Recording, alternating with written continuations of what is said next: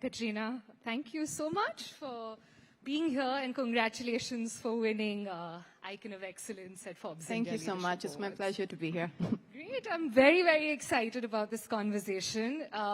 As a personal user of K-Beauty, I must say you have a fabulous brand. You have a very, very fabulous brand. Well, you have to tell me what's your favorite product that you use. I love your lipsticks. I love them. They don't make my lips dry at all. So absolutely. Well, you've made my day. I'm Yes. so happy to hear that. Fantastic. So, let's get started with your journey in terms of when you started off, as an entrepreneur. So as a successful actress, tell us, how did your experience in the entertainment industry influence your decision to launch your own brand? I think my entire experience, so much of my journey of being an actor and being in the public eye, and the pluses and I think sometimes the difficulties that can be accompanied with, whether it's the constant scrutiny of you, of your appearance as a woman, every single day, social media. I think the entire process for me was such a huge part of what led me to my journey and brought me to actually launching the company K-Beauty. For me, there was something so truly personal that I wanted to say about self-expression, about makeup, which has been a huge passion of mine.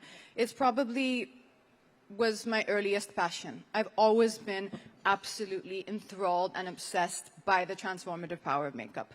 I think that it really brought me out of my shell, and it helped me to kind of express myself when I was very shy, when I was a teenager.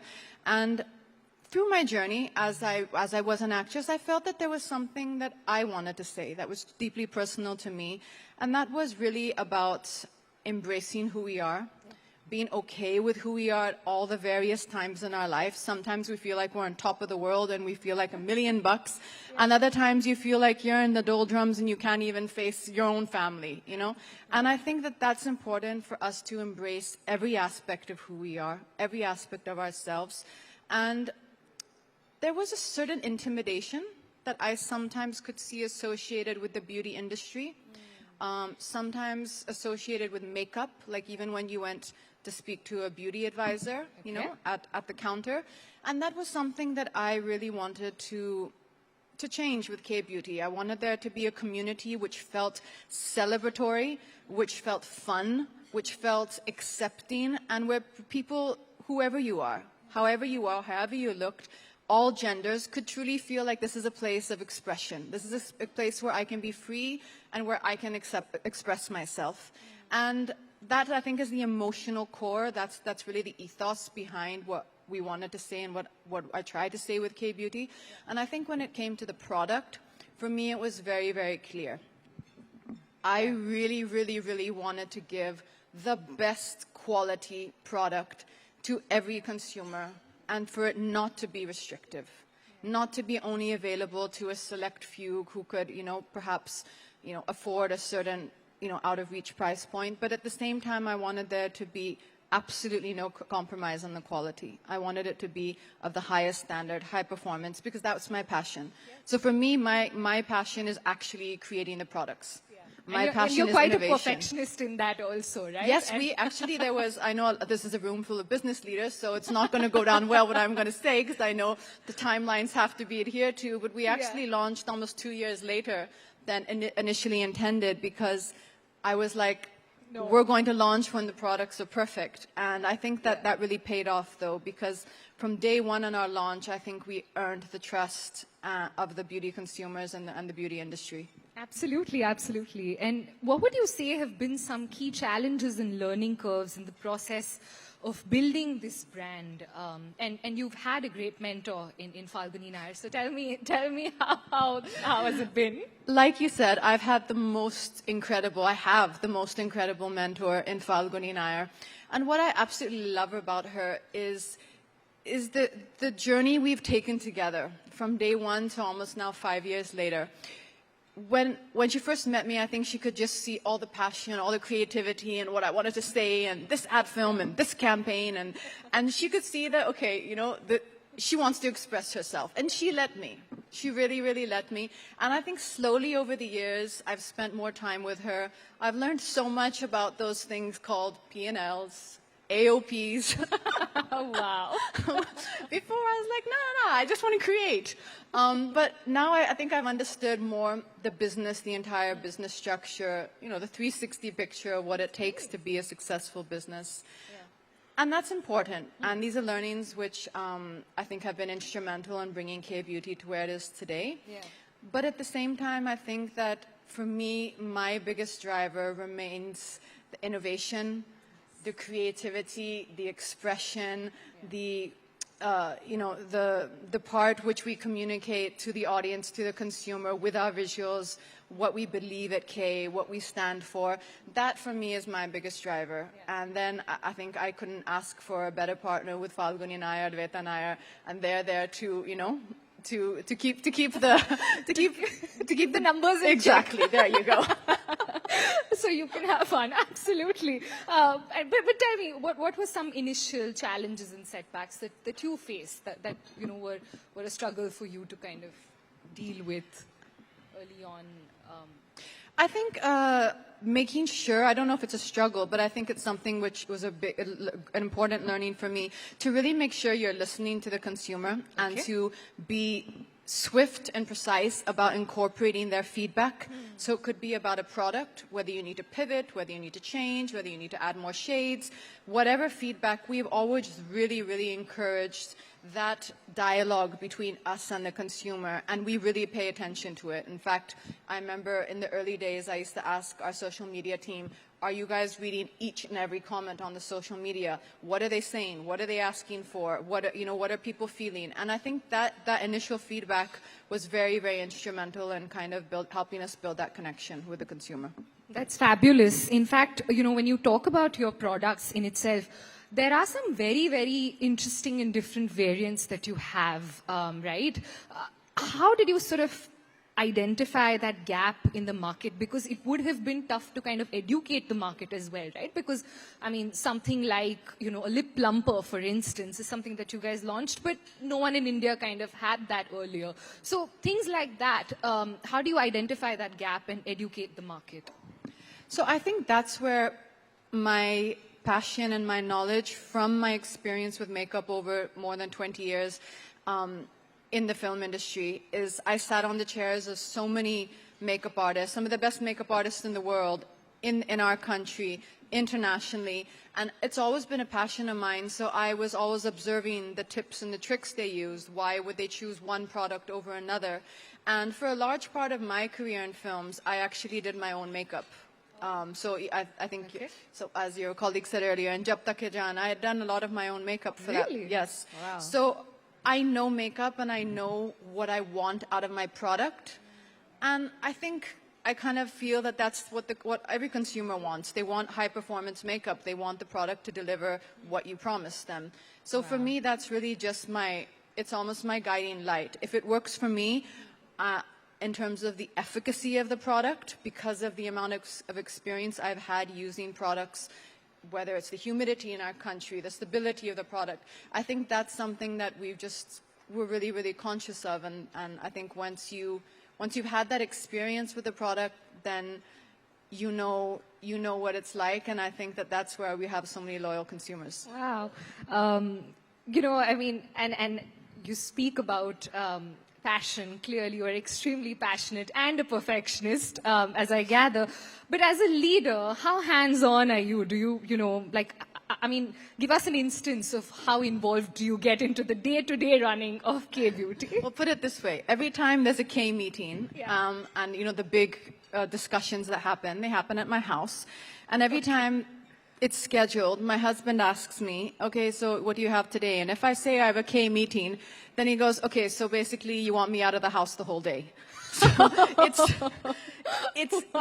we spend a lot of time together as a team. We have an incredible team. I have an incredible team that I work with at K-Beauty, and everyone is super hands-on, right? From Falguni to Advaita to our head of business, Suklin, to my head of marketing, Pearl. They're all so involved, and what we do is we have an open dialogue. every person of the team has a place on the table to have their voice heard. Yeah. I listen to them, and that's something that I'm extremely conscious of. It's really important to hear everyone out and really understand where they're coming from. Everyone has something to contribute. And I think it's that teamwork which really kind of, it's that very democratic environment which really makes, I think, a standout. Wow. And, you know, I mean, when you talk about working with your team, you know, I mean, obviously there would be the ups and downs, whatever it be. What does it teach you about resilience, you know? How has it changed you as a person? It teaches you about patience. I think it's taught me a lot about patience, and it's also taught me that with passion comes high emotion. And I think you have to have room for that. You have to let people have good days and bad days, and just, I think, observe all the members of the team, observe their passion and commitment, not necessarily, you know, judge people by each word or each perfect behavior or someone's having a tough day. Yeah. I think it's really about their dedication and the commitment to the brand. I think that is something that I really look for. Lovely. And there's one big differentiator that you guys, like you rightly mentioned in the beginning, is the fact that, you know, you've made the brand very authentic, right? Tell us more about that, and, you know, how do you ensure that the brand remains authentic while also navigating the pressures that come with running a business? I think that's something which is really, really important, because as the brand grows from strength to strength, and as the brand grows in size, I am observing slowly that there are new sets of challenges and new things that you have to navigate as a company to really be true to what your voice is and what are your pillars, what is your ethos. And I think that's something that I constantly have in my mind. And I'm very, very conscious to maintain that, because, as I said, for me, K-Beauty is truly personal. What I wanted to say about inclusivity, what I wanted to say as it being a platform of self-expression, where everyone is represented, a place which is fun, which is celebratory. So that's something I'm very, very conscious of. And as well as some of our other pillars, we have something called K Conversations, where we've highlighted women who are doing extraordinary things in the world from all walks of life, all across the country, whether it's, you know, someone who's a teacher, someone who has done something incredible during COVID. And that's something which is a big passion of mine. We started it from day one, and that's something we maintain today, to highlight and to celebrate women who are doing truly incredible things in all walks of life. Another part of K-Beauty, which is a true passion of mine, is what we have called Care Initiative. Okay. And this is something where we're constantly, and for me, I'm always looking for ways that I can, in my own small way, in whatever way, give back to a community who gave me so much love and acceptance when I came in as a complete new entrepreneur into the beauty industry. And there's something really exciting which we're going to be launching soon this year, in fact, just a few days now. And it's something which is truly, truly personal to me, and I hope that I'm able to take it from strength to strength, about really uplifting women, uplifting people who also want to step into the beauty industry but may not have the exact correct inroads. Yep. And that's something that we're going to be partnering with them to kind of help them and see what doors we can help to open. Wow, very excited about this new launch. And looking back on your entrepreneurial journey, you know, what would you say have been some lessons that you've learned, you know, if you could name a couple, and some, you know, wow, you're laughing. Just laughing. I'd say my biggest lesson that I've learned is actually something which is also echoed that my husband used to say, especially in the first few months of marriage, which is, let me talk. So I think that it's really important that no matter how passionate you are, it's been something that I'm very conscious of, that to really give everyone on the table a place and a space to be heard. So for me, learning patience and absolutely learning to really be a good listener to all the team members and all the members of my team is something which I think has been important for me. Has that reflected in your husband's opinion changing as well? Not really. He just learned to let me talk. Fair enough. And just one last thing, Katrina, for you. You know, I'd love to keep going, but I think we're running out of time. I'm joking about that, by the way. he's incredible, but he's a fantastic talker and a fantastic listener. Yeah. That I've learned from him It's a a lot. very good quality, I'm It sure. is. So coming back to my question, what's next for you? Are you looking to invest in any other startups? Are you looking to set up any more companies? What's next for you as an entrepreneur? You know, for me, I really do believe it's a deep-held belief that if you're going to step into any arena of business, like I said, you really have to have something new and something to offer. And for me, there have been two other aspects of, I think, what you could say in this journey that have always held a special place in my heart.